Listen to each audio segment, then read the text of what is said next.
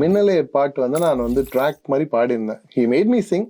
He didn't promise anything. நானும் எதிர்பார்க்கல. But ரொம்ப நல்லா வந்திருந்ததுன்னு சொன்னாங்க. ஸோ அதுக்கப்புறம் வந்து ஒரு வேளை தே ஹோல்ட் பண்ணி வச்சிருந்தாங்க. மார்க்கெட் வேல்யூக்காக they probably tried wanted somebody else. But Harris sir மறுபடியும் என்னை கூப்பிட்டு இன்னும் கிளீனாக அது பண்ண. இன்ஃபேக்ட் முதல்ல நம்ம இங்கே ஸ்டுடியோக்கு வரதுக்கு முன்னாடி நம்ம பேசிட்டு இருந்தபோது சொன்னேன்ல, அந்த பாட்டு ஒரிஜினல் வந்து 7 minutes கிராஸ் பண்ணி போயிடுச்சு. அதில் என்னென்னமோ டெலிட்டட் சீன்ஸ்ன்ற மாதிரி டெலிட்டட் போர்ஷன்ஸ்லாம் கூட இருக்கும். ஸோ அந்த பாட்டோடைய ஃபைனல் வெர்ஷன் தான் வந்து நம்ம இப்போ கேட்டது. ஸோ அது ரொம்ப எனக்கு ஒரு பெரிய திருப்பம். ஏன்னா second hit is the most important.